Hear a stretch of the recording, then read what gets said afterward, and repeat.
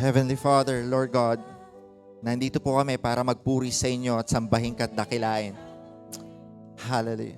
Naalala ko po mga kapatid yung story po ng Christmas. At kung alam niyo po ang story po ng Christmas, pinanganak po ang ating Panginoong Hesus at meron po 3 mago na pumunta po para puntahan ang ating Panginoong Hesus. At meron po sila dalang regalo. Pero imagine niyo po itong mga 3 matatalinong tao. Ang makikita po nilang hari sa harap nila ay isa pa lamang sanggol. Isang sanggol na by physically itself, wala pang magagawa sa buhay mo. Wala pa siya na itutulong sa buhay natin. Pero alam ng mga taong ito na siya'y karapat dapat sambahin. Maraming tao sa mundo, pupurihin lang ang Panginoon kapag maganda ang sitwasyon. Pero ang katotohanan, siya ay nananatiling Diyos dahil siya ay makapangyarihan sa lahat. Siya ang naglikha ng lahat sa lahat. Kaya nararapat lamang na ibalik sa Kanya ang pinakamataas na papuri. Hindi lamang dahil maganda ang circumstances, pero nararapat siyang purihin dahil siya ang may control ng lahat sa lahat. Kaya hindi mo pa nakikita ang liwanag, pero magpuri ka ngayon. Dahil yan ang pananalig at pananampalataya na siya ay dapat pinupuri natin. Hallelujah. Kaya napakaganda po ng awiting ito. He is worthy of it all. Sa Kanyang pinakamataas na papuri at pagsamba, sa Kanya dapat ibalik ang lahat ng ginagawa natin sa buhay. Even our whole being shouts and screams. Sa lahat po ng makikita natin dito sa mundo, ang nature itself, it screams out the greatness of God's. It screams out, kahit po yung buong katawan natin, pag inaral ng mga doktor, napakaganda ng pagkakadesenyo ng katawan natin. At walang ibang nakakagawa nito kundi ang ating Panginoon. And He is so good. Apart from His greatness, He is truly good in our life. Sino po magsabi na mabait ang Panginoon sa buhay niya? Sumigaw po ng Amen. Amen. Kaya for a few moments, just for a whole minute, just give your best clap offering and shout praise unto our Lord because He deserves all the highest praise. He deserves all the highest praise. You be exalted, O God. Be exalted, O Jesus. Be exalted, O Jesus. Be exalted in this place. Be exalted in our life. Be exalted. Tinataas ka namin, Panginoon. Tinataas ka namin, O Diyos. Ikaw ay dakila at tapat. Hallelujah. Hallelujah. Just sing it out. Just sing it out. Oh, give Him glory. Give Him glory. Give Him glory. Jesus. Jesus. Hallelujah. You would be exalted now. You alone deserve it all. You alone deserve it all, Jesus. Oh, we exalt you. We exalt you, Jesus. We exalt you, God. Hallelujah.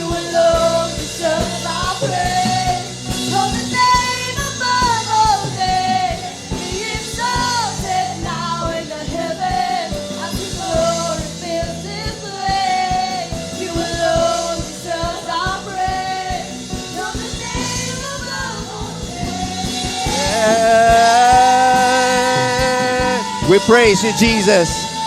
We praise you, God, sa ginawa niyo po sa krus na Kalbaryo para iligtas kami, O Diyos. You are worthy of it all. Worthy is your name.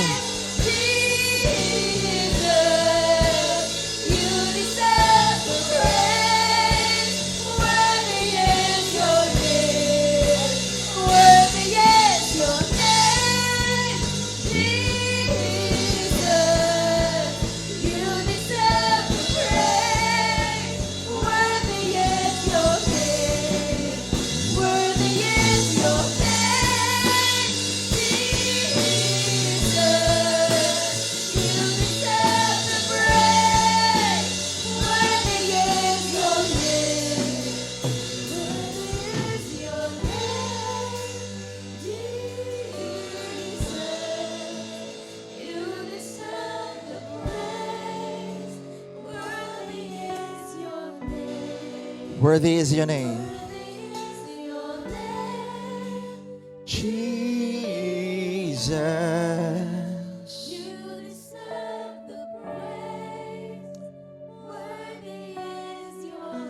For the last moment, sabay-sabay po tayo. Worthy is your name, Jesus.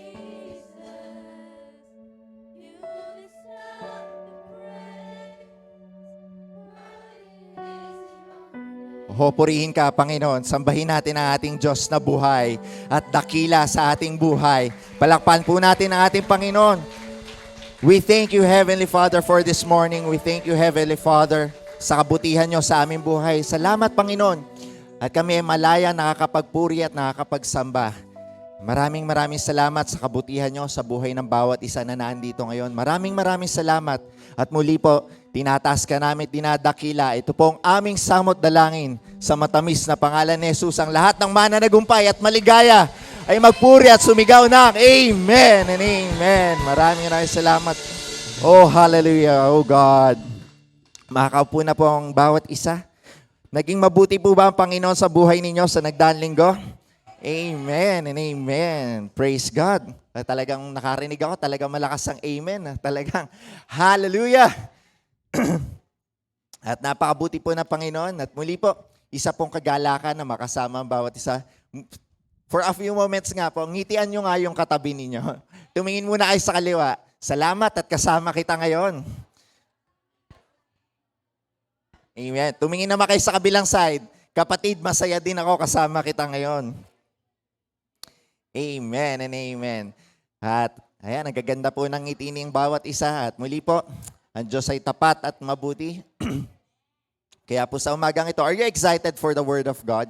Amen. Praise God.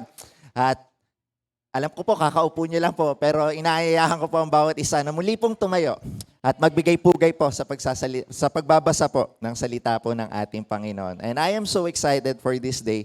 At sabi ko nga kanina, alam niyo po, sa tuwing ako po ay tatayo dito sa unahan na ito, ay lagi po akong kinakabahan. Pero this morning, it's a different feeling. I am so excited to share this message with you.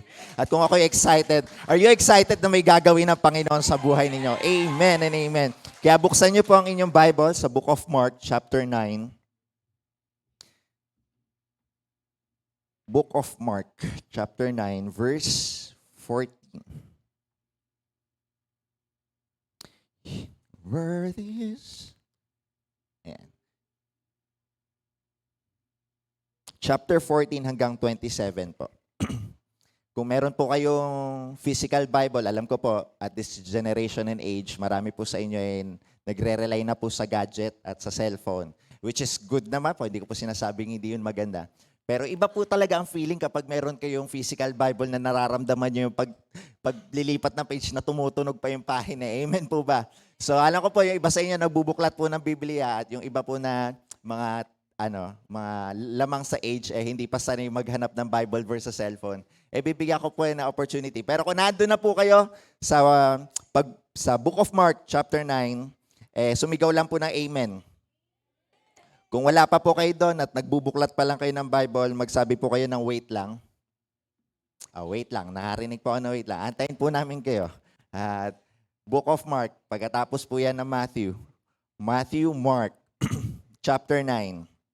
Sa mga wala pong Bible for now, I encourage you na magdala po kayo ng sarili ninyong Bible para pag uwi po ninyo sa bahay, meron po kayong binabasa at sariling devotion. But para po sa mga walang Bible ngayon, nandito po sa screen natin ang Book of Mark. Kaya sabay-sabay po tayo bumasa.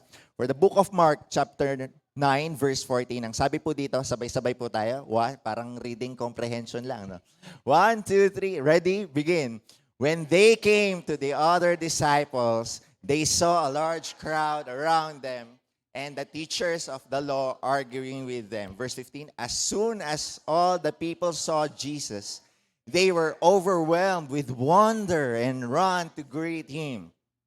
What are you arguing with them about? He asked. A man in the crowd answered, Teacher, I brought you my son who is possessed by a spirit that has robbed him of speech. Whenever it seizes him, it throws him to the ground. He foams at the mouth, gnashes his teeth, and becomes rigid. I asked your disciples to drive out the spirit, but they could not.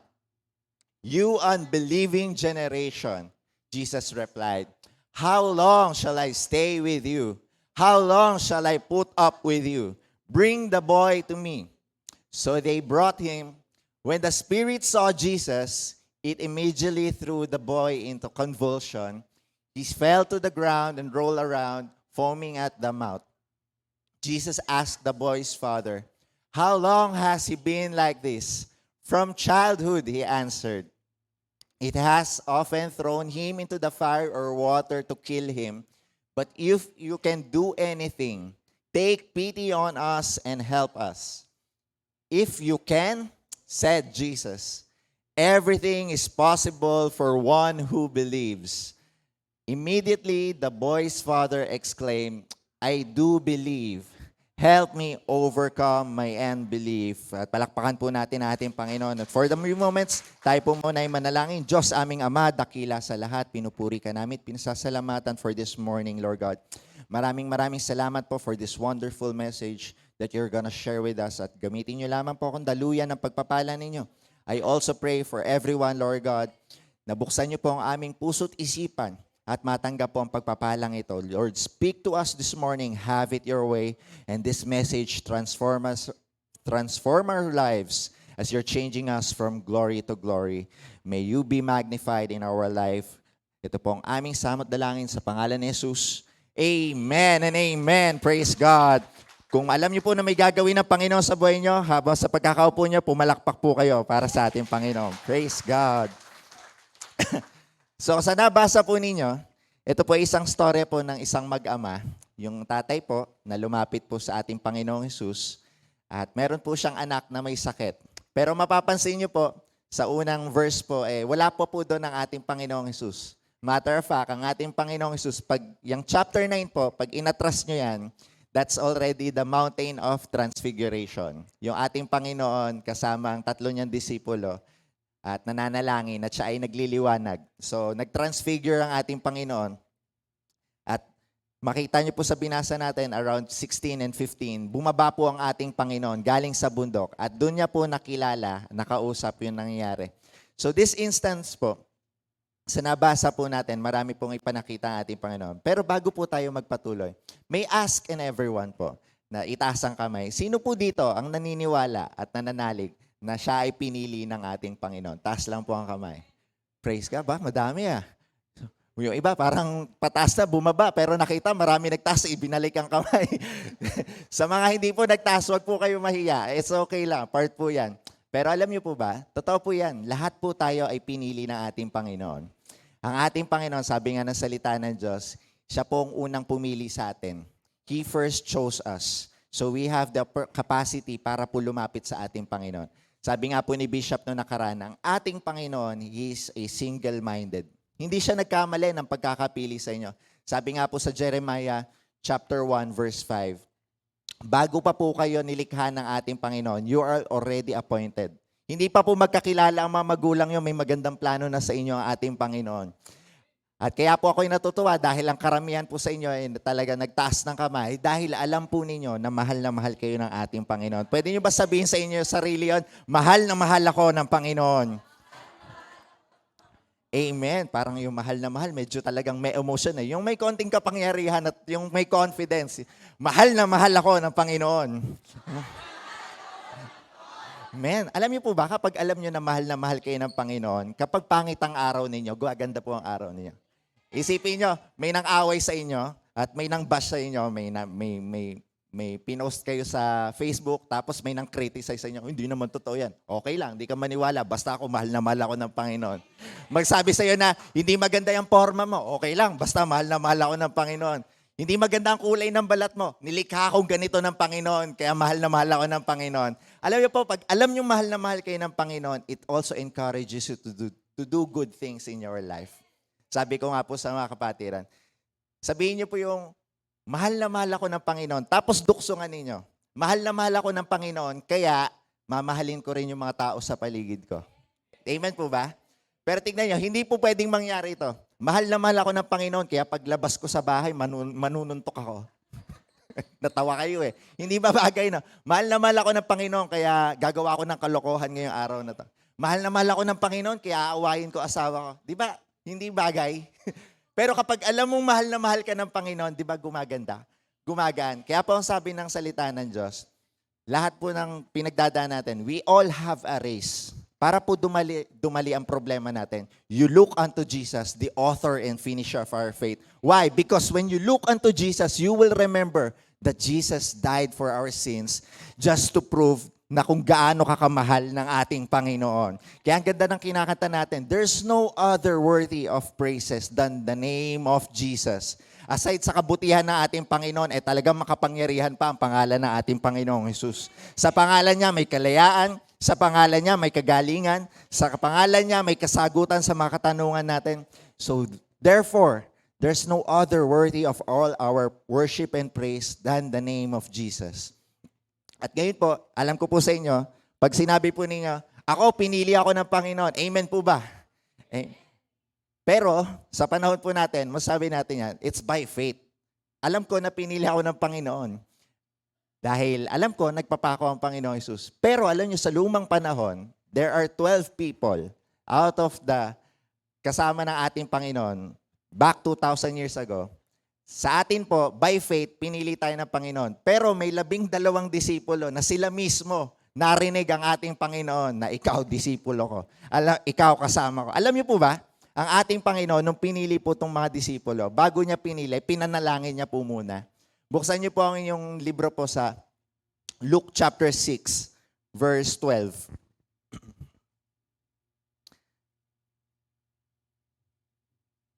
Ito po.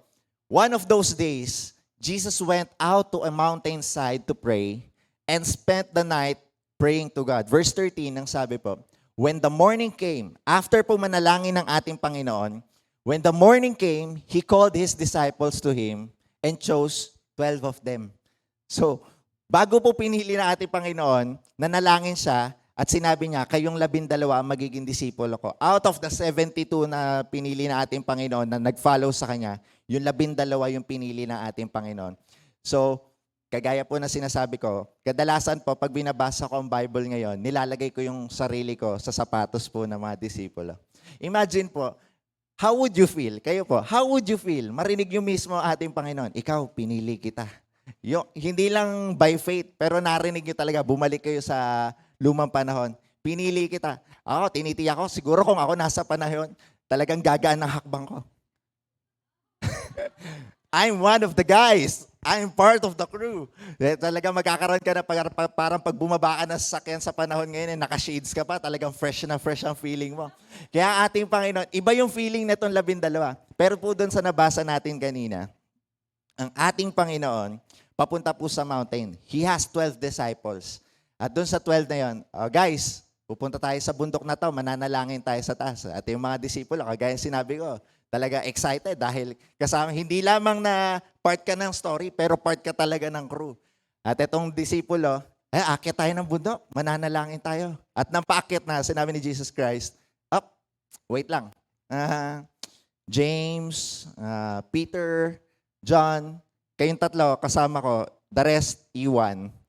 Naalala ko may kaibigan si Kuya Arnie. Sabi niya one time, may pasakay sila ng bus. Tapos yung bus, nagsara na. May isang tao daw po, hindi nakasakay. Ito po lumang panahon na, hindi pa po Kristiyano si Kuya Arnie na to. May kaibigan siya, sabi dun sa iwan.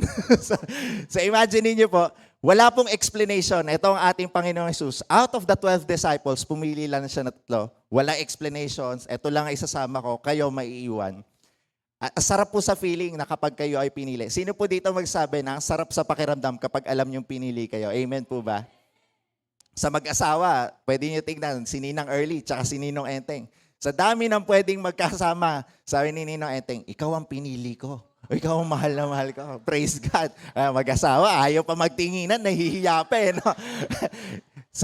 For example po, sa Christmas party at saka contest, di ba po, pag may mga contest, kunwari dance contest, talagang binigay nyo lahat. For example lang, may 3 grupo na talagang pag pinanood nyo, pantay-pantay ang skill, pantay-pantay, maganda presentation.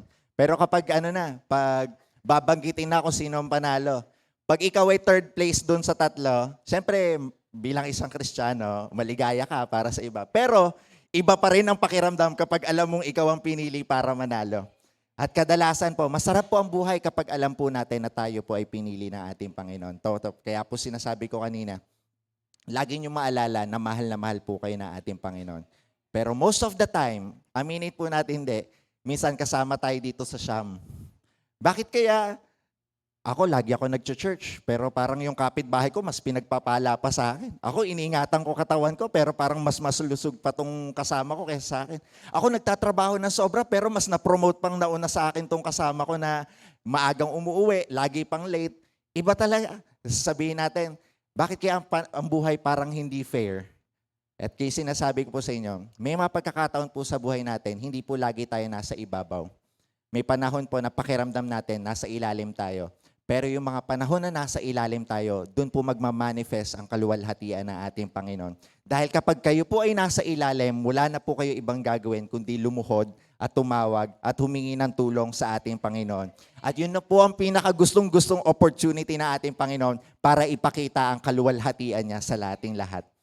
Kaya po sa mga pagkakataon po na ganito, ang ating Panginoon, pwede natin sabihin, bakit kaya si Peter at si James lang pinili? Si John, paano ko? Yung 9 disciples, si Bartholomew, kung kilala niyo po yung 12, walang explanation. Nakita ko na si Jesus parang may favoritism. Yung 3 lagi sinasabi. Alam niyo po ba, si Jairus po, yung isang centurion po, may anak, nung the first resurrection na pinakita ng ating Panginoon, kasama yung mga disipulo, pinalabas niya lahat, ang pinili niya ulit, si James, si Peter, si John. Kahit po ang ating Panginoon, bago po siya ipako sa krus at siya ay mananalangin, pinili niya po ulit itong 3 para manalangin para sa kanya. Pero on the defense po ng ating Panginoon, bago ko pupuntahan yung nararamdaman ng Siam, on the defense po ng ating Panginoon, may pinapakita po ang ating Panginoon dito sa pagpili sa 3. It is a master class of how your relationship with other people should be. 3 letters po. Number 1 is the crowd. Number 2 is the crew. And number 3 is the core. Ulitin ko, the crowd, the crew, and the core. Sa crowd, ang ating Panginoon, He has a lot of crowds. Tuwing siya ay magmi-ministry, magpapakain ng mga tao, 5,000, that's the crowd. Pero hindi ibig sabihin na naranasan mo ang milagro na ating Panginoon ay pwede kang sumama lagi sa Kanya. Hindi ibig sabihin na narinig mo ang preaching ni Jesus ay kasama ka sa barko kapag siya ay maglalayag. Iba pa rin yung crew.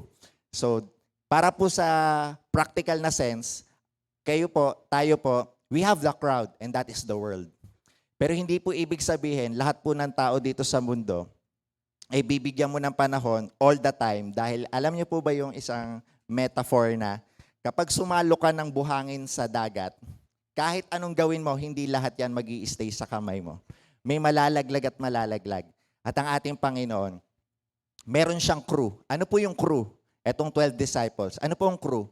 Yan ang mga friends mo sa buhay mo that you do life with. Yan ang mga friends sa buhay mo na kasangga mo.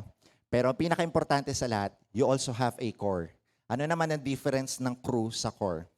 Ang core po, yan po yung kadikit na kadikit mo that you can reveal who you truly are. Naalala niyo po ba kapag elementary kayo or nung bata kayo, di ba marami kayong kaibigan, pero lagi lang kayo merong 1 o 2 na pwede nyo pagsabihan ng sikreto ninyo. Right at then, meron na po tayong instinct na magkaroon tayo ng core. Ano po ang core? Importante po na meron po kayong kasama sa buhay na kahit hindi maganda ang ugali mo, na pagtitiisan ka niya. Kahit merong bagay na hindi maganda sa iyo, kasama mo pa rin siya. Bakit? Kasi walang makakapag-check ng ugali mo kung hindi ang sarili mo. Pag pinipilit mo ang sarili mo, lagi kang tama, syempre. Sarili mo yun eh. Pero kapag meron tao sa paligid mo na napagkakatiwalaan mo at pag nagsabi na, ang ganda ng forma mo ngayon, Brad. Ang ganda ng pormahan mo sa church. Pero nung nagtaas ka ng kamay, medyo iba ang amoy. hindi ka ma-offend. At alam mo na i-check mo yan. Ang ganda nung sinabi mo kanina, pero medyo timplahin mo lang ng masyadong konti at huwag ka masyado makaka-offend. Medyo madaldal ka lang. Pero kapag ganun po ang kasama, tinitiyak ko po sa inyo na may mag-check po ng ugali ninyo. You're gonna improve. Once again, God is changing us from glory to glory. At may mga pagkakataon, one time po nag-fellowship kami ni Mamsi. Sabi niya, kaming 3, yung friendship, si Sister Grace and Sister Jen, na lagi magkasama.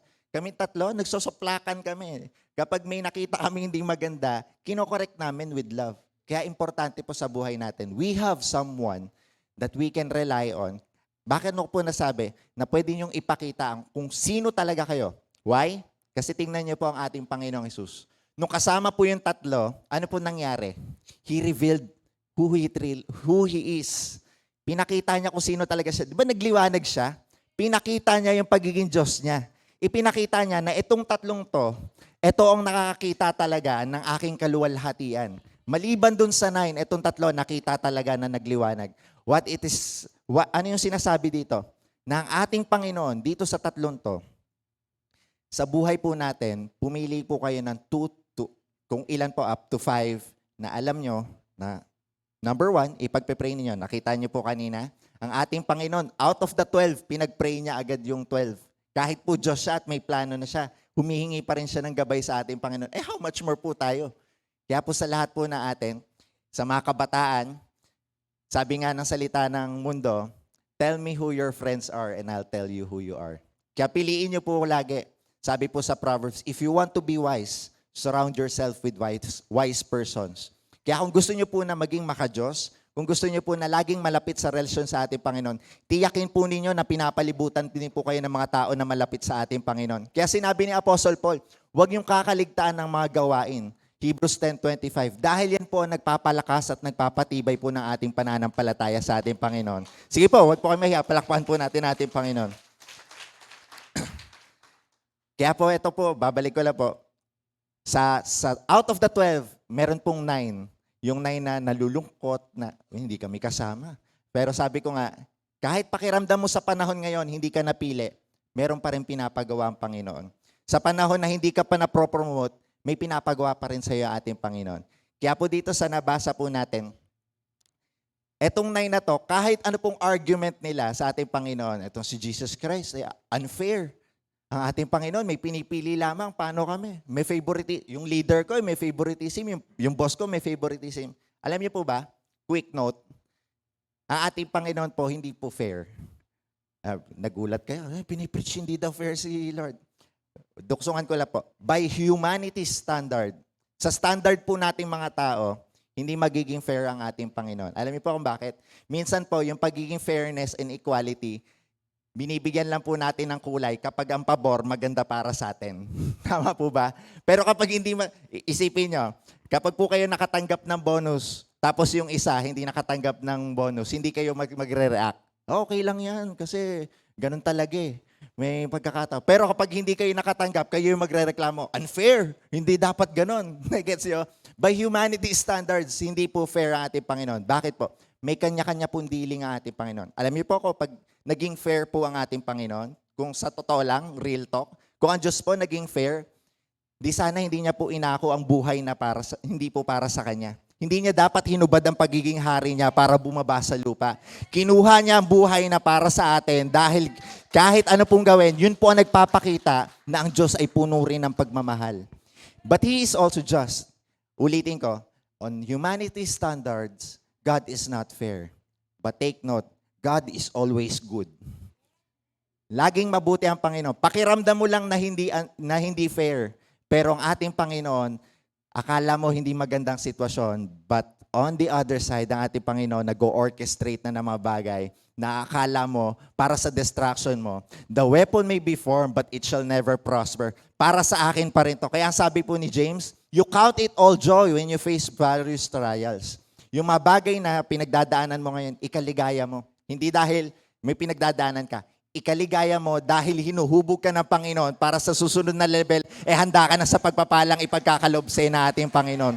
Yun po ang kaligayahan. May tinitignan ka na mangyayaring maganda. Ang kaligayahan, sino po sa inyo magsasabi na, masaya ako kasi may sakit ako eh. Tahimik ka, wala amen.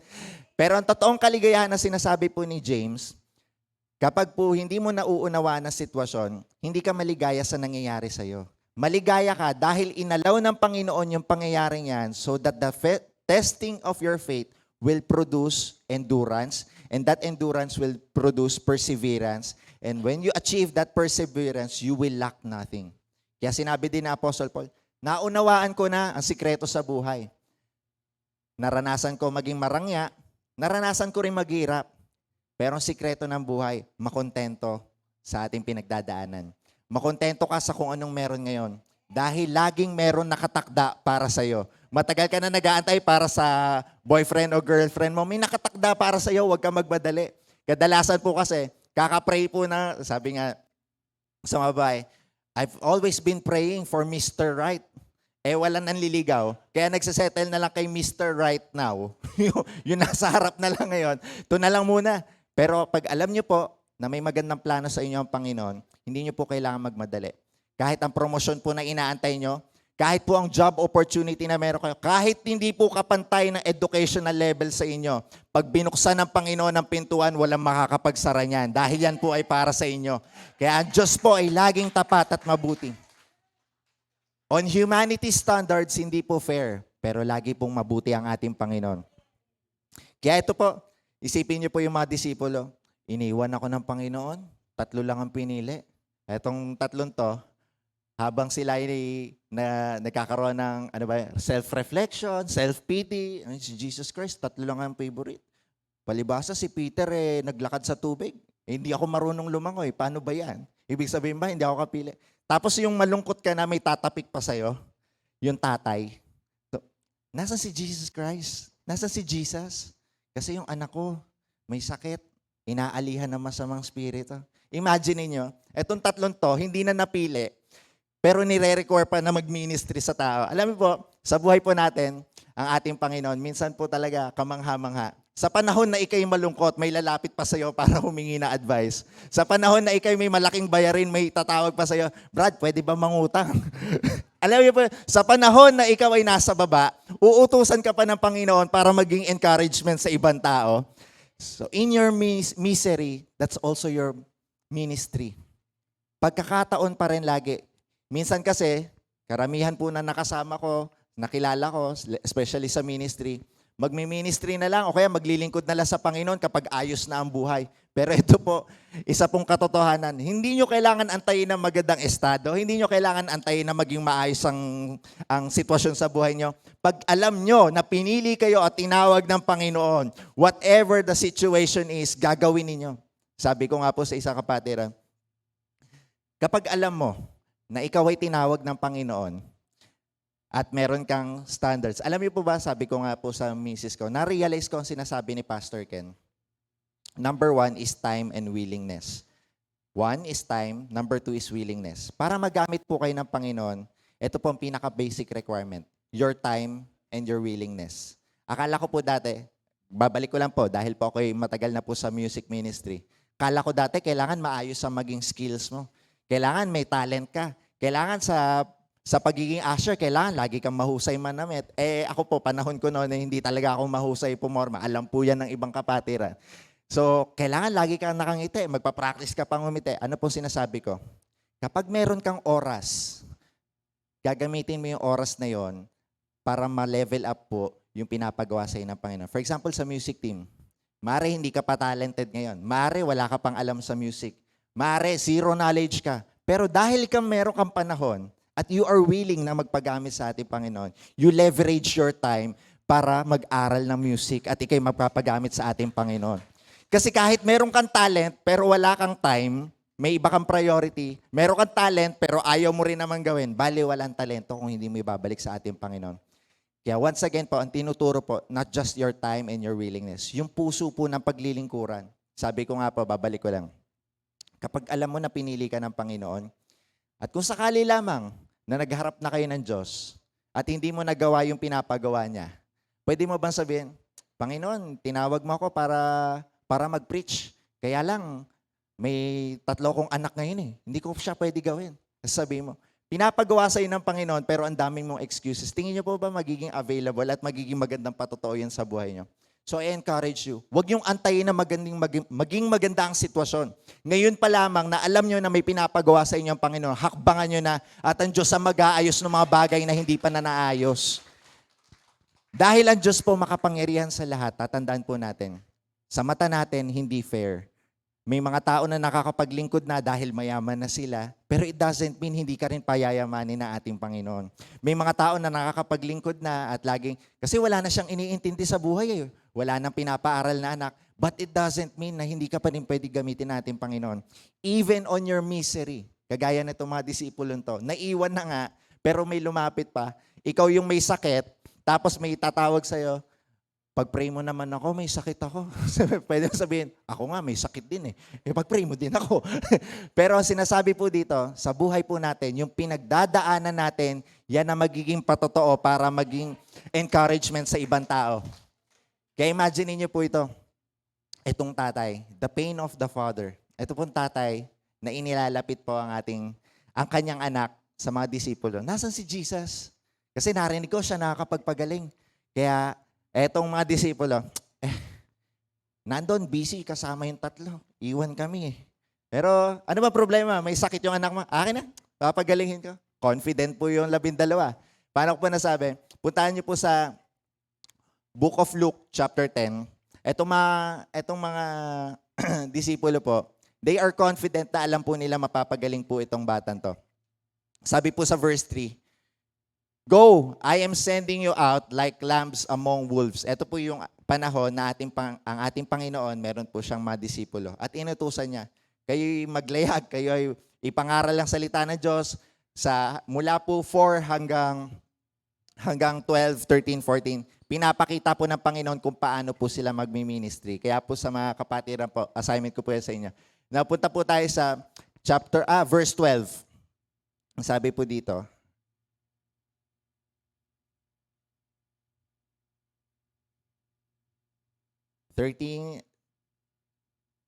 Luke chapter 10, verse 17. Ayan. The 72 returned. So ulit ko po. Sa verse 3, pinalis natin, pinalakad niya na. Gawin niyo tong ministry na to. Sa fast forward, verse 17, bumalik na po yung mga disipulo. The 72 returned with joy and said, "Lord, even the demons submit to us in your name." Verse 18, ang sabi, he replied, "I saw Satan fall like lightning from heaven." Matanong kunwari, si Shiro po, nandiyan si Sister Lynn eh. Si Shiro, kung sakali po Sister Lynn, pumunta po at umuwi sa bahay niyo, "Mama, nakapagpalayas ko ng demonyo ngayong umaga to. May nakita ko, inaalian." Ano po mararamdaman niyo, Sister Lynn? Siyempre, masaya. Kayo po, ang anak niyo po ay mga ginagamit sa music team. "Mama, alam niyo po ba, nung kumakanta ako, marami pong gumaling. May mga pilay na nalakad." Ano po mararamdaman ninyo? I'm sure you'd be very, very proud. Pero makikita po natin dito, wala kayong narinig ng ating Panginoon. Praise God. Wala siya namin ganoon. Sabi ng mga disipulo, "Panginoon, lumalayas yung mga demonyo sa pangalan niyo." Excited sila eh. Sabi po doon kanina, with joy. And they said, kahit yung mga demonyo umaalis sa pangalan niyo. Ang sabi natin, Panginoon, nakita ko na, nalaglag ang Satan galing sa heaven. Anong connect? Paano napunta doon sa ministry nila, napunta doon kay Satan? Number 1, ang sabi po doon sa verse 19, pag sinunod niyo po yun, "I have given you authority to trample on snakes and scorpions and to overcome all the powers of the enemy. Nothing will harm you." Verse 20, "However, do not rejoice that the spirits submit to you, but rejoice that your names are written in heaven." So madalit sabi, ano bang kinaliligayan nyo? Binigay ko na sa inyo ang kapangyarihan talaga at mangyayari talaga yan dahil sa pangalan ko. Pero number 2, sabi dito, kasi po, naalala nyo, ang mga disipulo, masaya nakapagpalayas. Sinasabi po natin, Panginoon Jesus, be careful. Dahil nakita ko na nalaglag si Satan. Be careful and watch your pride. Hindi porket may nagagawa ka ngayon at may pinag-pray ka at gumaling, talaga namang galak na galak ka dahil ikaw ang ginamit ng Panginoon. Huwag kang magalak na ginagamit ka ng Panginoon, pero magalak ka dahil yung kapangyarihan, dahil ikaw ay niligtas na ng ating Panginoon at ang pangalan mo ay nakasulat sa aklat ng buhay, kaya ka nakakagawa nito. Sinasabi natin, Panginoon Jesus, be watchful with your pride. Kasi nakita ko na yan. Si Satan po, bago siya naging Satan, he was named Lucifer. At siya nag-harness ng mga worship ng mga tao. But because of pride, napunta sa kanya lahat ng papuri. Kaya nangyari, because of pride, nalaglag siya. Once again, wala po pinagkaiba. Pag nagagamit po tayo lagi natin, Panginoon, kailangan po, we always have a humble heart. Na lagi po tayo excited sa pinapagawa na ating Panginoon. Pero higit sa lahat, kapag tayo po ay nagtatagumpay, lagi po natin, unang-una sa lahat, ibalik mo na ang papuri sa ating Panginoon. Kaya po, babalik ko po, kahit po ang pagbibigay at pagkakaloob, it's not about money. It's about sa lahat ng natatanggap mo, uunahin mo muna ang ating Panginoon. Sa lahat ng nararanasan mo, inuuna mo ating Panginoon. Minsan kasi, mas kilala lang natin ang ating Panginoon. Meron nga pong isang teacher, sabi niya sa Bible school, karamihan ng tinatanong ko sa school, tinatanong niya sa mga estudyante niya, magbanggit kayo ng mga pangalan na kilala niyo na sikat na magaling na leader. Kasi po, ang subject is about leadership. Magbanggit kayo ng mga kilalang pangalan na kilala ninyo na mahusay na leader. At marami po nagsasabi, si Winston Churchill, si Abraham Lincoln, yung mga sikat po na leader. At sabi ng teacher, sa buong buhay ko, for 27 years na nagtuturo ko, wala pa sa 10 ang nagsabi na ang pinakamagaling na leader sa mundo ay ang ating Panginoong Jesus. Why? Karamihan po tao dito sa mundo, and hopefully wala po sa church natin, naniniwala wala sa church natin, they only view Jesus as a Savior. Pero ang katotohanan po, He is not just a Savior. He is Lord and Savior. Ano pong nauna? Savior or Lord? Lord. Ibig sabihin, siya ang Panginoon ng buhay mo. Kadalasan po kasi, dahil po mas masarap pakinggan ng Savior, alam niyo kung bakit? Pag nagkaroon ka ng maling desisyon sa buhay mo, tsaka ka lang tatawag sa Panginoon, Panginoon, niligtas mo ako dito sa pinagdadaanan ko. You are my Savior. Kaya pag nagkasala ka, Panginoon, niligtas mo ako, patawarin mo ako sa kasalanan. You are my Savior. Pero kapag naunawaan natin that He is our Lord and Savior, bago tayo magdesisyon, dahil siya ay Diyos, ilalapit muna natin sa Kanya, Panginoon, itong nanliligaw sa akin, siya ba talaga ang para sa akin? Kaya alam ko na mayaman siya, alam ko na may trabaho siya, pero kung talagang para siya sa akin, hindi yung pag nagkamali na lahat, Panginoon, iligtas mo ako. Yun po ang sinasabi ng pagiging Lord and Savior. Siya ay Panginoon po ng buhay natin at nararapat lamang na papaalam muna natin sa Kanya ang lahat po ng ginagawa natin. That's part of being Lord. Kaya siya ay Diyos po ng buhay natin. Siya po ang may akda ng lahat. Kaya kung ang ating Panginoon, siya nga po, bago pumili ng 12 disipulo, nag-pray muna. Tayo din po ba? Sa lahat po ng desisyon natin, nilalapitan muna natin ating Panginoon. Alam ko, Lord God, na napakaganda ng sahod na to, itong job opening. Pero kagaya po ng patotoo natin ng isang kapatid, kapag alam niya na matatamaan ang relasyon niya sa Panginoon, kahit malaki ang sahod, itino-turn down niya. At kailangan po, ganun din po ang puso natin. Alam ko po, naunawaan ko po sa buhay ko. Malalaman mo na ready ka na sa pagpapala. Kapag ang pagpapalang dumating sa buhay mo ay handa ka ring pakawalan. Ano po sinasabi ko? Kapag meron kang pinag-pray, for example po, yung pagpapala, sabihin na po natin, kayamanan po. Kapag alam mo na kaya mo itong pakawalan, ready ka na doon. Pero kapag hindi mo kaya at pakiramdam mo, sa akin to kasi pinaghirapan ko to, it's a danger. Kaya kami po, mag-asawa, sabi ko, kung pagkakaloob ng Panginoon, naniniwala ko pagkakalooban ng Panginoon ng pamilya natin. Pero kahit wala pa yung pamilya natin, kailangan we are already decided that our house will serve as a family.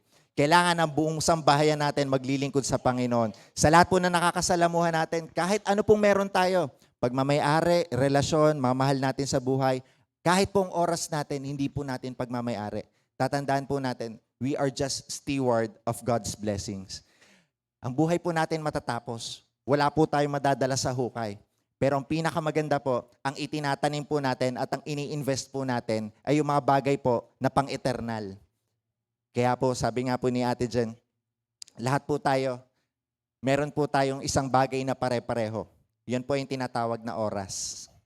So, what you do with your time will differentiate who you will be years from now, even tomorrow. So, ang oras mo, don't just spend your time. You invest your time. Ano po sinasabi dito? Gamitin nyo ng maayos ang oras ninyo. Hindi po yung pagising sa umaga, ano kayo papanoorin ko ngayong araw sa Netflix? Kagaya po ng sinabi ko kanina, kung alam nyo na may pinapagawa sa inyo ang Panginoon, kung for example, mag-open ka ng coffee shop, mag-open ka ng restaurant, kahit wala pa yung restaurant, nag-aaral ka na dahil alam mong darating ang restaurant.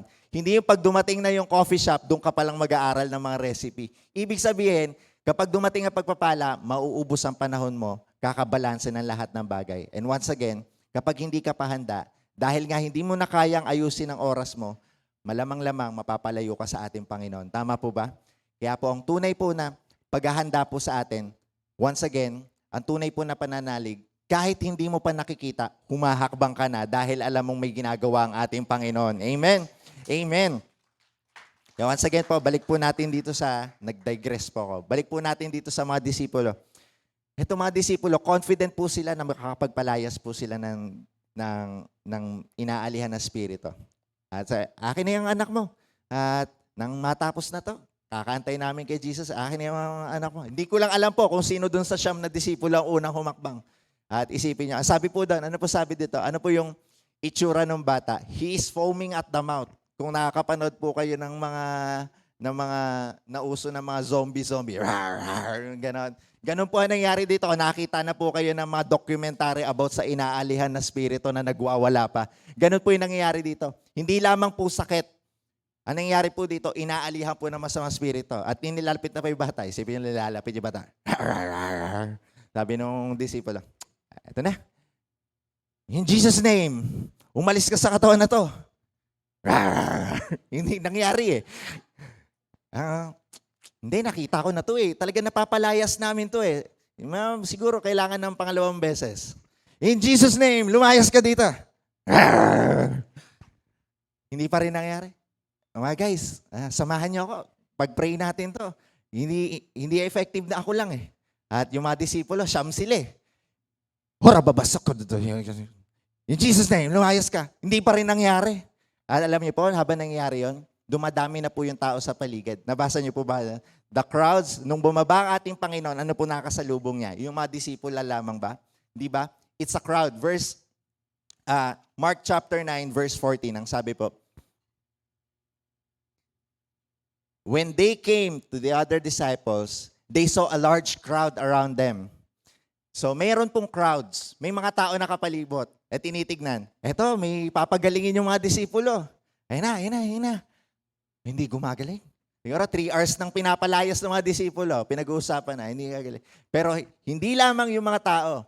A large crowd around them and the teachers of the law arguing with them. So sa madalit sabi, hindi lang po mga tao nakakita nito. Pati yung mga skriba at saka mga pariseyo at saduseyo na wala pong inatupag kundi kontrahin ng ating Panginoong Hesus. At itong ang mga siyam po na disipulo, hindi po makapagpalayas ng demonyo. Pero dati, nagawa na nila. Siguro imagine niyo po yung frustration na tumato. Alam niyo pa kung paano ko po nalaman na frustrated itong mga disipulo na to? Ano po sabi dito? They are arguing with them. Nakikipagtalo yung mga disipulo dito. Bakit?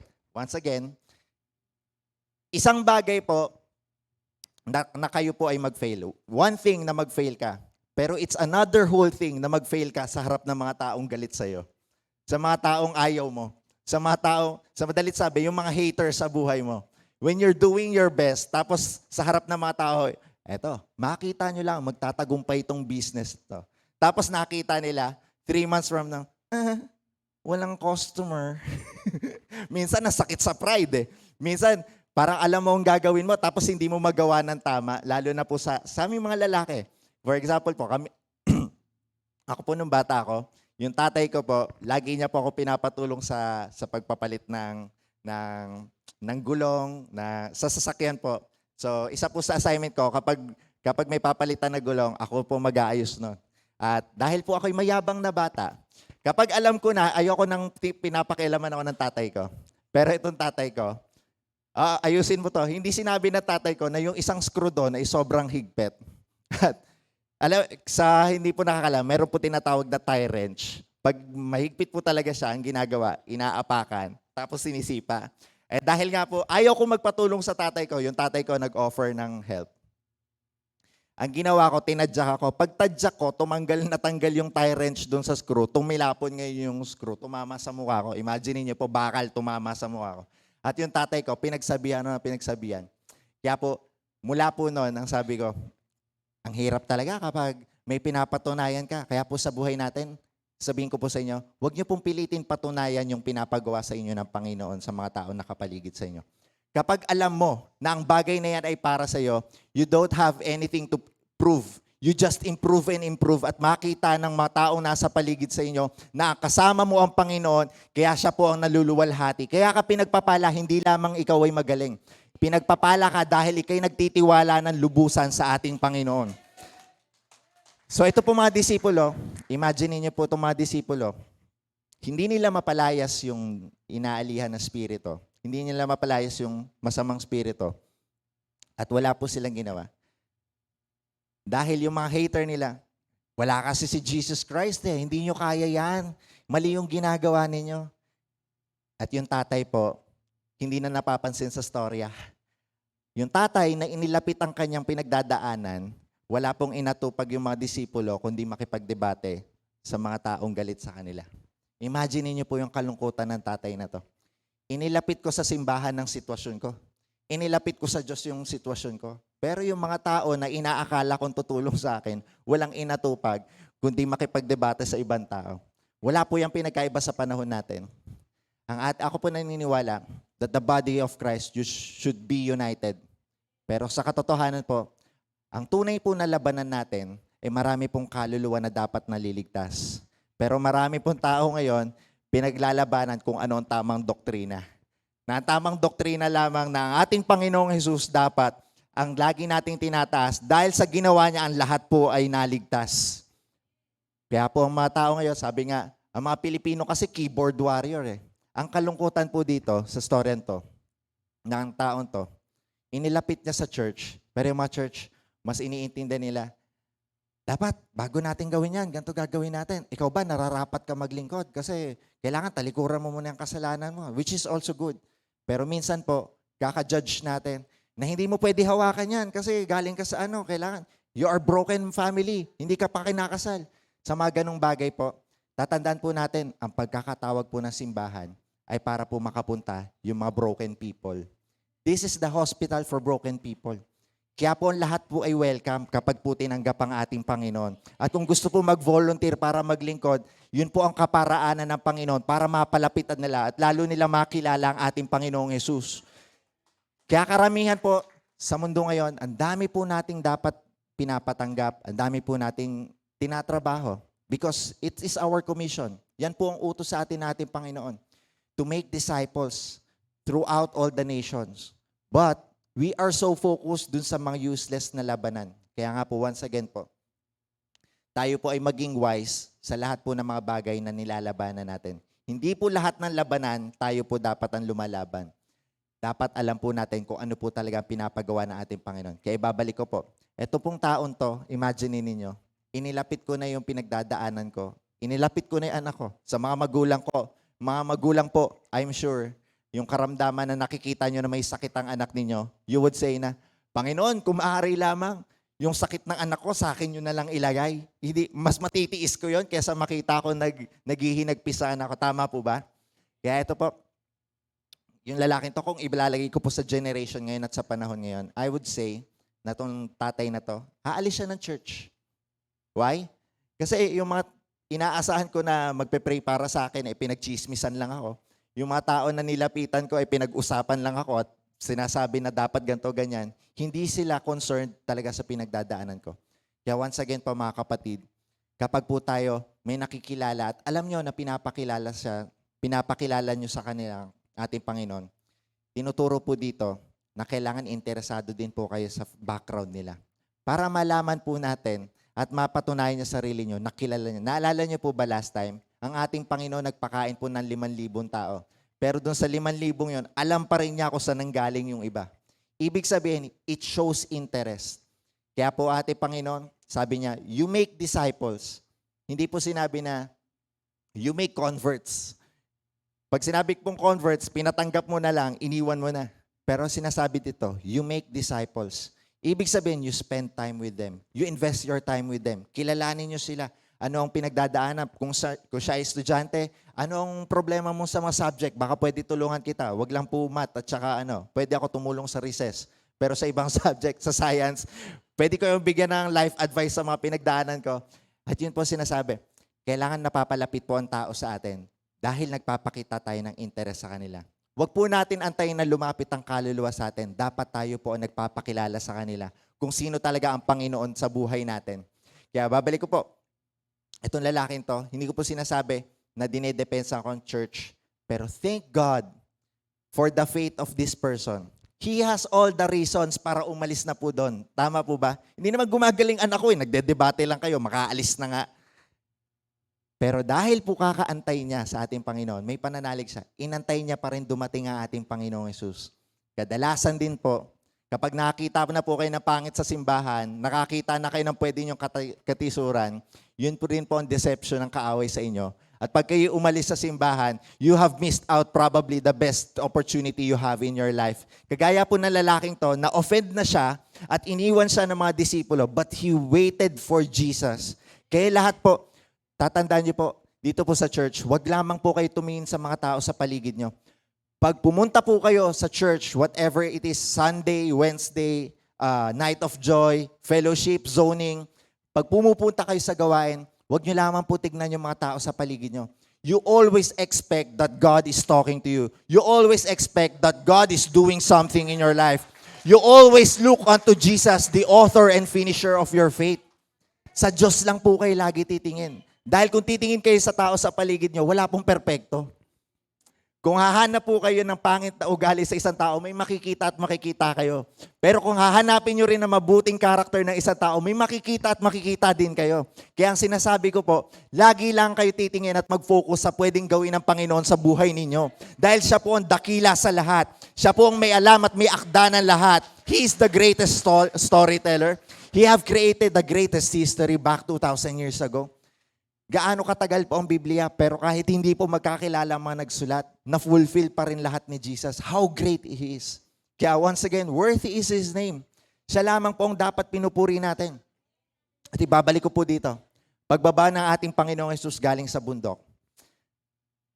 Imagine niyo po yung mga disipulo. Verse 15. Tingnan niyo po. Sino po ang unang nakakita sa ating Panginoon? As soon as the people saw, they were overwhelmed with wonder and ran to greet Him. Isipin niyo po yung mga disipulo. Sa sobrang busy nila pag-aargumento, hindi nila napansin na dumating na yung pinuno nila. Hindi nila napansin na bumaba na yung presensya ng ating Panginoon. Ang una po na nakapansin, yung mga tao sa paligid. At ang sabi po dito, verse 16, ang ating Panginoon Jesus, what are you arguing with them about? Anong komusyon ang meron dito? Anong nangyayari dito? At yung mga disipulo, dahil sila'y busy, verse 17, a man in the crowd answered, ako makakapagsabi kung ano talagang nangyayari dito. Panginoong Jesus, Teacher, I brought you my son, who is possessed by a spirit that has robbed him of his speech. Verse 18, whenever it seizes him, it throws him to the ground. He foams at the mouth, gnashes his teeth, and becomes rigid. I asked your disciples to drive out the spirit, but they could not. At ito po pinakamagandang part, verse 19. Ito rin po, salamat sa ating Panginoong Hesus. Kaya kung kayo po, may mga leader kayo, may mga boss kayo, may mga pinuno kayo, na nararamdaman nyo na na-frustrate sa inyo, huwag nyo rin pong masyado husgahan.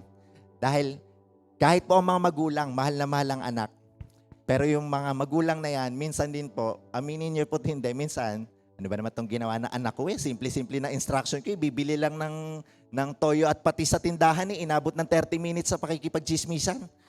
May mga panahon na na-frustrate po sila. Why? Kahit itong ating Panginoong Hesus, He is ready to lay down His life sa pagmamahal niya sa buong mundo. Mahal na mahal niya ang buong mundo. Pero sino po magsasabi dito? How long shall I stay with you? Gano'ng katagal ba? Sa madalit sabi, handa na iwan ng ating Panginoon itong mga tao to. Gano'ng katagal ako magtitiis sa inyo? How long shall I put up with you? Bring the boy to me. Makita niyo po ba? Tingin niyo po ba sa sentence na to, mahinahon ng ating Panginoon? Sige po, baguhin ko yung narrative. How long will I stay with this generation? Hindi bagay no? Sa alam ninyo na ating Panginoon, bakit po? Once again po, kumikilos ang Panginoon, nakadepende po sa kung paano nyo siya titignan. At ang pinakaugat po nun, nakakakilos ang Panginoon nakabase sa inyong paniniwala na pwede niyang gawin sa buhay ninyo. Ang problema, hindi makakilos ang ating Panginoon dito sa mga to at the moment. Hindi mangyari ang gusto niyong gawin. Kasi kayo, hindi kayo nakafocus sa pagpapagaling. Nakafocus kayo sa kaya niyong gawin. na kayo ay ginagamit ng Panginoon. Nakafocus kayo sa pakikipagdebate dito sa mga tao to. So itong mga disipulo, kulang sa pananalig. Yung tatay, nababawasan ng pananalig. At syempre, mga skriba, walang pananalig talaga sa Panginoong Hesus. Hater nga sila eh. At hindi mangyari. Paano ko po nasabi? Pag binasa niyo po yung Mark chapter 6 or Mark chapter 4, sabi po doon, ang ating Panginoong Hesus, hindi siya makagawa ng milagro sa Capernaum dahil ang lahat ng tao doon hindi naniniwala sa Kanya. Kaya makakilos lalo po sa Panginoon sa inyo kapag lagi lang po kayo nag-aantay sa Kanya. Kapag lagi kayo nakatingin sa Kanya. Kapag alam niyo kahit imposible ang Panginoon, Panginoon, alam kong imposible ito sa mata ko, pero kayang-kaya niyong solusyonan ito. Panginoon, hindi ko nauunawaan ito, pero kayang-kaya niyong gawin mga paraan. Yun yung mga panahon nakakanta ka that God will make a way when there seems to be no way. Kaya po sa pagpupuri po natin, kapag hindi nyo po nauunawaan ang mga pinagdadaanan, magpuri lang kayo that God will make a way. Through you, I can do anything. I know that nothing is impossible because your worship also serves as your faith. It declares your faith. Kaya po sa pag-aantay po natin, magpuri lang kayo na magpuri sa ating Panginoon. Kagaya po ng lalaking to. Nag-antay siya sa ating Panginoong Hesus. At ang ating Panginoong Hesus, verse 20, so they brought him, dinala na po yung bata. When the spirit saw Jesus, it immediately threw the boy into a convulsion. He fell to the ground and rolled around, foaming at the mouth. Alam niyo po, nung binasa ko to before, dahil po nag-fail ang mga disipulo sa pagpapagaling sa batang ito, sabi ko, eto na. The greatest opportunity. Parang ito na yung climax at saka breakdown ng milagro ng ating Panginoon. Who among you po? Siyempre lahat po kayo may dinadalang panalangin sa Panginoon. Pero sa katotohanan po, yung ibang panalangin po, kailangan po natin magantay. Amen po ba? Para makita niyo po, sabi ko, yung mga disipulo, hindi nila kayang pagalingin ng batang ito. At kailangan ibigay sa ating Panginoon. Ini-imagine ko, pagdating ng ating Panginoong Hesus, gagaling na yung bata. Ganun po ba ang nangyari? Hindi, no? So they brought him. When the spirit saw Jesus, iniisip ko, pag nakita na nung demon yung masamang spirito, nakita na si Jesus, aalis na agad sa katawan dahil sa takot. Hindi po.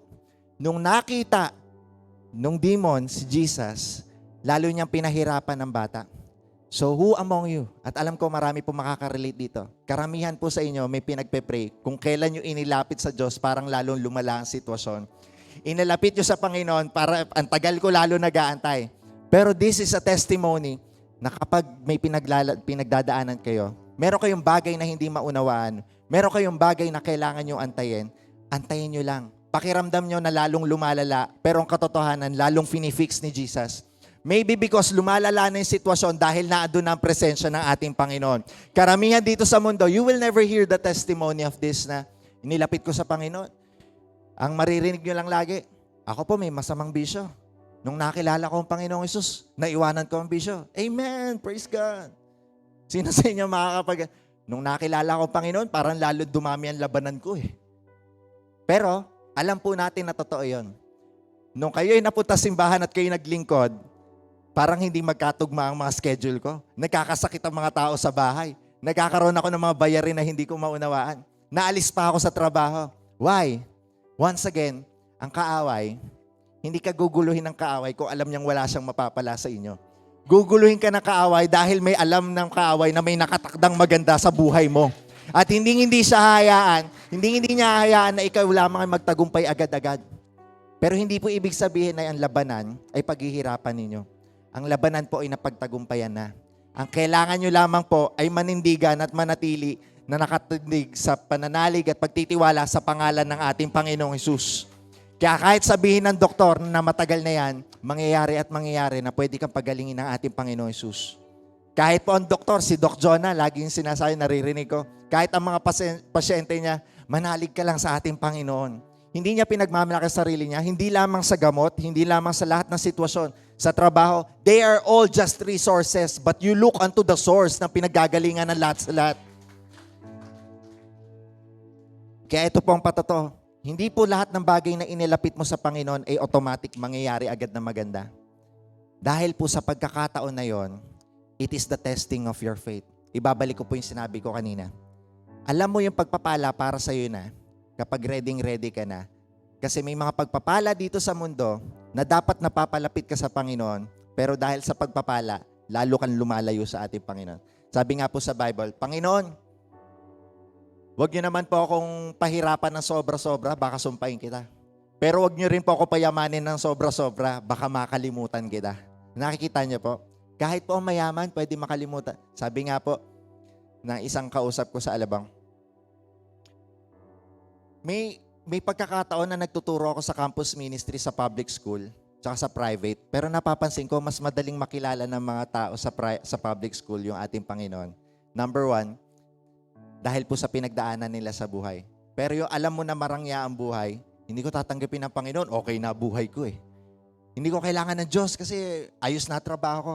Pero sa totoo po, ang buong mundo kailangan po natin ang ating Panginoong Jesus.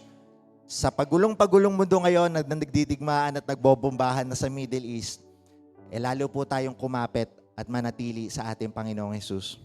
Kaya kagaya po nito, verse 21, ang sabi po, Jesus asked the boy's father, how long has he been like this? Isipin niyo po, yung tatay po, nakita na nagdudusa yung anak, tapos tatanungin ka pa ng Panginoon, gano'ng katagal na siyang gano'n?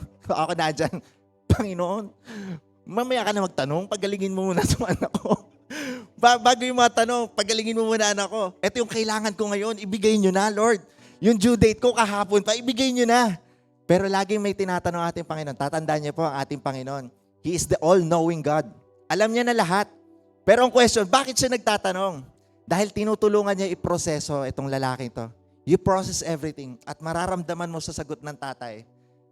From childhood. Verse 22 ang sabi, it has often thrown him into the fire or water to kill him. But if you can do anything, take pity on us and help us. Sa madalit sabi, sinasabi ko po, sa pinagdadaanan po natin na proseso, doon po tayo lalong hinuhubog ng ating Panginoon. Sabi nga ni Pastor Ken, your problem will be your launching pad. Yung mga problema na pinagdadaanan mo sa buhay mo, yan ang milestone na handa ka na sa next level. Yan ang mga pinagdadaanan mo na handang nabibuild ang character mo para ma-manifest ang glory ni God sa buhay mo at handa kang pangasiwaan nito. Kaya po dito, pinaprocess ni Jesus Christ lahat ng pinagdaanan niya. Tinutulungan niya yung tao na maalala mo how many sleepless nights na kailangan mong bantayin ng anak mo. And probably itong tatay na to, nakita nyo, tuyo na yung luha sa mata niya, kakaantay ng kagalingan ng batang to. Marahil siya ay nanghihina na. Imagine niyo. Sabi nga ni Kuya Harney, Brother King, mararanasan mo rin ang pagpupuyat kapag nagbabantay ka na anak. Partida po, yung inaalagaan na anak wala pang may sakit, nakakapagod na. Tama po ba? Pero kapag may sakit, iba yung mental depression at saka yung anxiety na nararamdaman. Pero ito po, ang ating Panginoong Jesus, habang pinoproseso niya, sabi nung lalaki, but if you can do anything, verse 23 ang sabi ni Jesus Christ, if you can, ulitin ko ba, verse 22 ang sabi, if you can, have pity on us. Meron pong pinagaling ang ating Panginoon yung leper. May sakit po, may ketong. At ang tanong nung lalaki sa ating Panginoon Jesus, Lord, if you are willing, pwede niyo akong pagalingin. Kung gugustuhin mo lang, pwede mo akong pagalingin. Pero ito po ang tanong ng lalaki, Lord, kung kaya mo lang, pwede mo pagalingin. Nakikita nyo? Number one, pumunta siya kay Jesus Christ dahil alam niya na pagagalingin yung bata. Pero ngayon yung question, kung kaya mo lang naman Imaginein mo, tatanungin mo ang Panginoon, Lord, kung kaya mo lang. Kung kaya mo lang naman pagalingin ako, gawin mo. Pero kung hindi mo kaya, walang problema, no pressure. Sabihin mo yun sa Panginoon, He is the siya ang makapangyarihan sa lahat. All-powerful God. Tapos sasabihin mo kung kaya mo lang. Kaya sabi natin, Panginoon, if you can, if everything is possible, ito yung question, for one who believes. Verse 24 ang sabi, immediately the voice father, Lord, I do believe. Help me with my unbelief. Kadalasan po, maririnig lang po natin, huwag kang magduda sa Panginoon. Magtiwala ka lang. Pero ang reality, sa dami ng sitwasyon na pinagdadaanan natin, inilapit mo na sa church, pinagchismisan ka pa, minsan yan na nagiging dahilan na lumayo ka sa simbahan. Sa pinagdadaanan mo, ang tagal-tagal mo na nag-aantay, ang tagal-tagal mo nang na-stroke, hindi ka pa rin gumagaling. Yan yung mga pagkakataon na pakiramdam mo, parang hindi ako pagagalingin ng Panginoon. At nababawasan yung pagtitiwala mo. Hindi po ibig sabihin na nagduda ka sa Panginoon, hindi po ibig sabihin na wala kang pananalig. Kagaya po sinabi to, naniniwala ko. Ang pinakamaganda po natin gagawin, sa panghihina po natin, ilapit po natin sa Panginoon ang kahinaan natin. Lord, help me with my unbelief. Lord, tulungan niyo ako sa mga bagay na nanghihina ako. Dahil ang sabi ng Panginoon, for my grace is sufficient. In your weakness, my power is all perfect. Sa kahinaan natin, doon na pe-perfecto ang kapangyarihan ng ating Panginoon. Kaya mga kapatid, ito po ang sinasabi ko. Marami pong kadahilanan na nanghihina po ang pananalig ninyo. Marami pong kadahilanan na pakiramdam nyo, ang tagal-tagal nyo na nag-aantay. Mga kapatiran na parang wala namang interes sa salita ng Diyos. Ayoko na umaten dyan dahil mga gato ganyan. Sinasabi ko po sa inyo, all of those things, kapag kayo po ay lagi nakatingin lamang sa ating Panginoon, baliwala ang lahat ng yan. Dahil siya pa rin po ang kasagutan. Kahit po ako ngayon, right at this moment, ako po ay instrumento lamang. Pero naniniwala ko, kahit abutin tayo ng 6:00 dito na magsasalita ako sa inyo, kung hindi po kikilos ang banal na spirito sa buhay ninyo at hindi kayo magde-decide, baliwala ang lahat. You will only be transformed by the power of the Holy Spirit because it is not by my might, but it is by the power and the Spirit of the Lord. Kaya alam ko po, marami po sa inyo kinakausap na ating Panginoon. Of all the times na alam yung gagamitin kayo na ating Panginoon. Pero narinig nyo, sobra kasi magsalita si brother kaya ayoko na maglingkod dyan. Sobra kasi si sister, pag chismisan ako, kaya ayoko dyan. Sinasabi ko po sa inyo, those are the things na nababawasan ng pananalig ninyo. Pero ang ating Panginoon, siya pa rin po ang magbibigay ng kasagutan ninyo sa buhay. Sabi po sa verse 25, when Jesus saw that a crowd was running to the scene, He rebuked the impure. Ito na po, pinagaling natin Panginoon. One thing lamang po na masasabi ko, kaya ako po nasabi na ang pagdududa po natin sa ating Panginoon ay hindi po yun ang problema. Dahil sa pagdududa po natin, yun po ang pagkakataon para maipakita ng Panginoon ang kapangyarihan niya sa buhay natin. Paano ko po nasabi? There's also a disciple named Thomas. Karamihan po nga natin, sa atin binigyan na natin ng first name si Thomas Doubting ang pangalan Doubting Thomas. Kasi po, sa lahat ng disipulo, nagpakamatay ang ating Panginoon. Yung mga disipulo, imagine niyo yung 12 na pinili. Sinabi ko sa inyo, ito sila ang pinili ng ating Panginoon. Yung 12 na pinili, ilang beses na sinabi ng ating Panginoon, mamamatay ako pero makikita niyo mabubuhay ulit ako. Sa madalit sabi, alam nila yung ending ng story. Pero nung napako na ating Panginoong Jesus, naghulasan. At yung karamihan po ng mga disipulo, nakita ang ating Panginoong Jesus, nabuhay ulit siya, praise God. Totoong sinabi niya. Sabi po ni Thomas, hanggat hindi ko nakikita ang kamay ng aking Panginoon na napako, hindi ako maniniwala. And surprise, lumabas si Jesus. Thomas, come here. Hawakan mo tong kamay ko, tsaka yung tusok dito. Ano po ang pinapakita doon? Yung mga doubts po natin, ilatag lang natin sa ating Panginoon. Wala pong problema ang Panginoon kung kayo nagduduta. Ang problema lamang po, hindi tayo nagpapaka-honest sa ating Panginoon. Kaya minsan, yung mga bagay na kakatisuran, yung mga bagay na inaantay mo para mabawasan ang pananalig mo, those are just excuses. But I pray in the name of Jesus, ano man po ang mga bagay na nakikita ninyo, ano man po yung mga bagay na pinagdadaanan ninyo sa kapitbahay ninyo, yung matagal nyo ng prayer, wag po yan na maging dahilan para lalo kayong lumayo sa ating Panginoon. Matter of fact, sa pinagdadaanan nyo, lalo kayong lumapit at magantay sa ating Panginoon. Dahil alam ko, na ating Panginoon, ito pong pinakamaganda, just because He is honest. Sa lahat po ng pinagaling ng ating Panginoon, ito lang po ang katangi-tangi binigyan ng pangako ng ating Panginoon. You deaf and mute spirit, He said, I command you, come out of him and never enter him again. Kung ako po, babasahin ko to. You deaf and mute spirit, He said, I command you, come out of him. Tanggalin ko po to sentence na to. It's already a great story na yung demonyo lumayas. Napagaling na po yung bata. Pero dahil naging honest itong lalaking to, not only he healed, not only binagpala niya yung tao, He also gave the reassurance na lahat ng kailangan niya ipagkakaloob din ng ating Panginoon. Hindi ka lamang pinagaling, hindi ka na mahahawakan ng kaaway, hindi ka lamang pinagpala, hindi ka na mananakawan. Ang kailangan lang po natin ay lagi tayo pong magpaka-honest sa ating Panginoon. Kaya po sinasabi ko po sa inyo, I do believe that this message is for someone. Kaya po sinabi ko kanina, ibang-iba yung feeling ko right at this morning. Dahil alam ko itong mensaheng ito ay para sa isang tao. Marahil kinakausap kayo ng Panginoon. You have been waiting hanggang ngayon. Hindi pa rin ako pinapagaling na ating Panginoon. Kapatid, ilapit mo lalo sa Panginoon.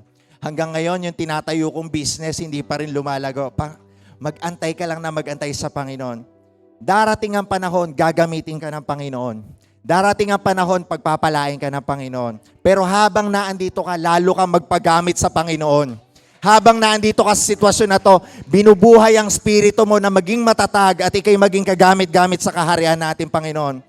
Don't have the excuses dahil alam ko, kahit gaano katagal, kung kayo po may pinagdadaanan na sakit, 1 year, or meron kayong inaayos na negosyo, 6 months na nalulugi, I would never say na, okay lang yan. Alam ko yung hirap. Alam ko yung pag pinagdadaanan nyo. Alam ko nakakaiyak sa gabi. Hindi ko po ini-invalidate yon. Pero alam ko rin na merong isang tao for 38 years nag-antay lamang siya sa pool of Bethsaida. For 38 years siya nag-antay at nung dumating ang Panginoon, siya ay pinagaling ng Panginoon.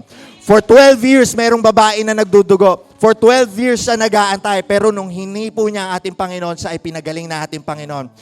Pero sa pag-aantay, nung nalaman nila at narinig nila ang pangalan ng Panginoong Hesus, hindi sila nag-atubili. Etong babaeng ito na may sakit for 12 years, nakipagsiksikan siya para mahipo ang ating Panginoon. Kaya sa pinagdadaanan mo, makipagsiksikan ka rin at ipaglaban mo ang pananalig mo sa ating Panginoon. Ipaglaban mo na mananatili ka nakatindig dahil ang Diyos ay mabuti at tapat na siya ay may magandang plano para sa inyo. Hallelujah. Whatever the circumstances in your life may not be the reason para tumalikod kayo sa ating Panginoon. Matter of fact, those are the things na mapapakita ng Panginoon ng kapangyarihan niya sa inyo. Because once again, sasabihin ko po sa inyo, pinangako po ito sa atin ng Panginoon. His grace is sufficient.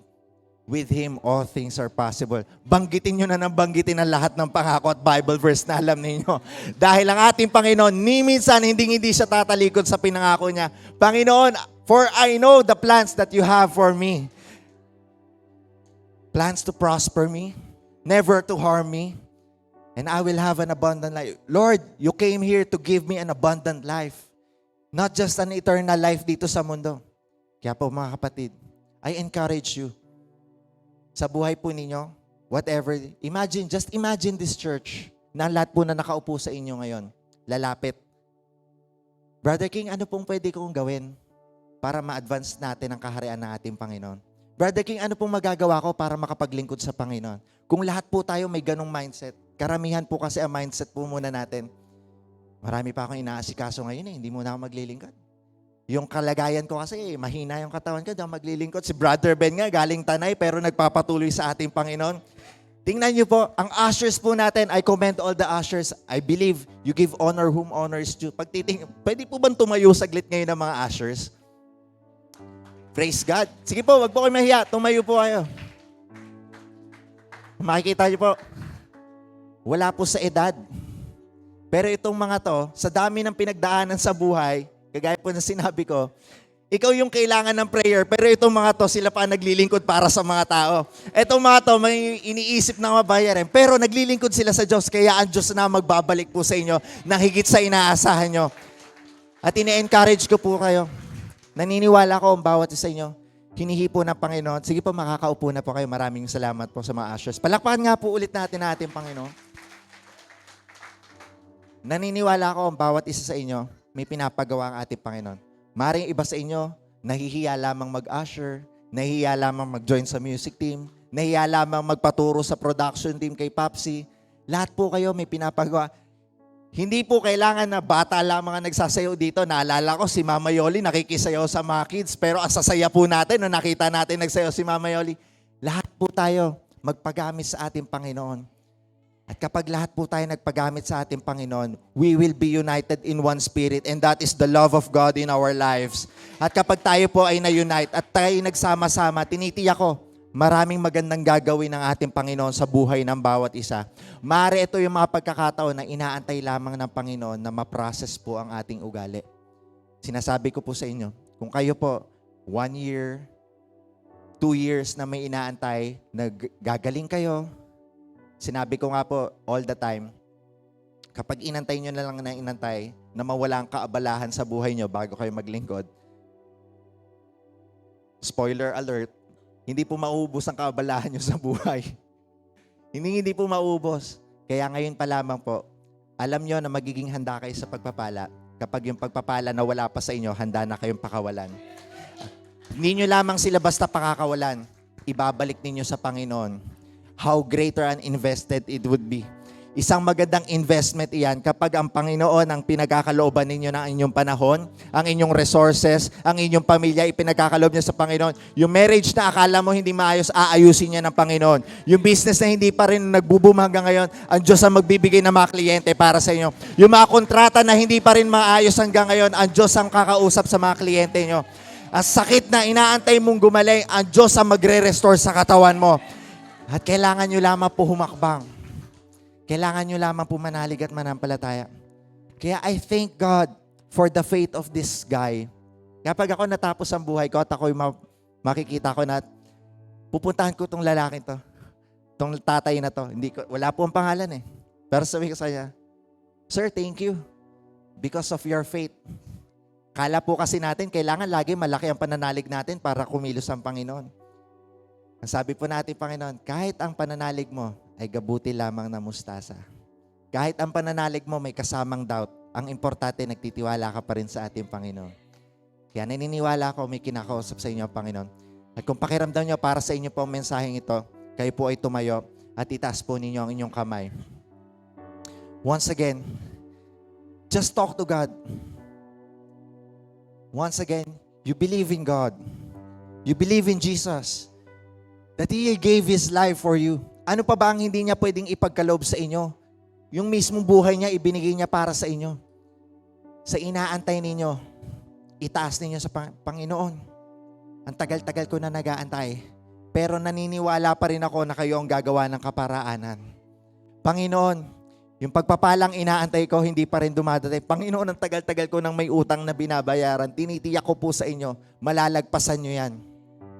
And with eyes closed, with hands raised, tayo po ay manalangin. Hallelujah, God. Maraming salamat, O Diyos, sa mensahe ninyo. Salamat sa buhay mo, Panginoong Hesus. I pray for everyone. I pray for someone na kinakausap mo pa ngayon. Lord God, with their hands raised, isinusuko po nila sa inyo ang doubts nila, Lord God. Isinusuko po namin sa inyo, Lord God, ang mga bagay po na nag-hold back sa amin para makalapit sa inyo. Isinusuko namin sa inyo ang mga bagay na hindi kami makapaglingkod sa inyo, mga bagay na humahad lang para sa pagpapala namin, ang mga bagay na hindi kami nag-a-abide sa inyo, Lord God. Isinusuko namin lahat ito sa inyo. Because I know that you are the great God. And everything, Lord God, na ipinagkakaloob namin sa inyo, Panginoon, kayo po ang magbibigay ng solusyon nito. Whatever the lie has given to us, hindi dahil porket matagal ang sitwasyon, hindi po ibig sabihin na bawasan ang kapangyarihan nyo. Naniniwala ako kahit gaano kami katagal nag-aantay, Panginoon, ikaw pa rin ang makapangyarihan, Diyos, na magbibigay ng kaparaanan, na magpapakita ng daan, at magpapakita ng liwanag para sa aming buhay, Lord God. Right at this moment, I pray, Lord God, by the name of Jesus and by the Holy Spirit, that you manifest in our life, Lord God. You manifest in the life of this person right now. Nabigyan niyo po siya ng tapang lumapit sa inyo. Nabigyan niyo siya ng tapang at kaunawaan na humakbang sa pananalig at pananampalataya. Marahil ilang beses niyo na pong pinapakita sa kanya na siya ay maglingkod. Marahil ilang beses niyo na pong pinakita sa kanyang kaparaanan kung paano niya ipapakilala kayo sa pamilya niya. Ilang beses niyo ng kaparaanan ang estudyanteng ito para makausap ang kaklase niya at kailangan niya lamang ng lakas ng loob. I pray in the name of Jesus, Lord God, na ang Holy Spirit ay mag-manifest sa buhay niya. Because you have not given us the spirit of fear, but you have given us the spirit of power and love and sound mind, O God. Kaya maraming salamat for this afternoon. I do believe, Lord God, na marami na po nakalaya right at this moment. I do believe na marami na pong kagalingan na naranasan ng mga kapatiran ngayon. I do believe na marami na pong kontrata mako-close ang deal right at this moment. I do believe, Lord God, na mga kagalingan po ng kapatiran sa sakit, Lord God, ay naranasan nila, Panginoon. I do believe, Lord God, ang mga businessman, Panginoon, ay magkakaroon po ng karunungan at kaunawaan kung paano po lalago ang business nila, Lord God. Kaya maraming salamat po. Maraming salamat po sa pananalig po na ipinakita nyo sa lalaking ito na ang kanyang anak ay nakaranas ng katagumpayan. Dahil kami po ay hindi naglalaban, hindi kami nakikipaglaban para makamit ang tagumpay. Naniniwala kami na kami po ay mananagumpay na. Kami po ay mga ulot, hindi na buntot.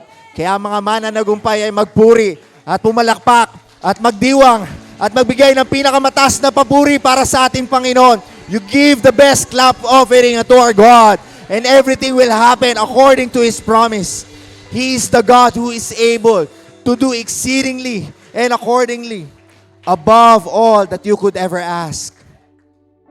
Maraming salamat, Panginoon, sa mensahe ninyo. Itinataas po namin ang lahat ng ito na may papuri at pasalamat. Ang lahat po ng may hininga at tagumpay at nagagalak. Maaangkin ang pagpapala na inaantay nila ay sumigaw ng Amen and Amen. Maraming salamat po. Palakpakan po natin ang ating Panginoon.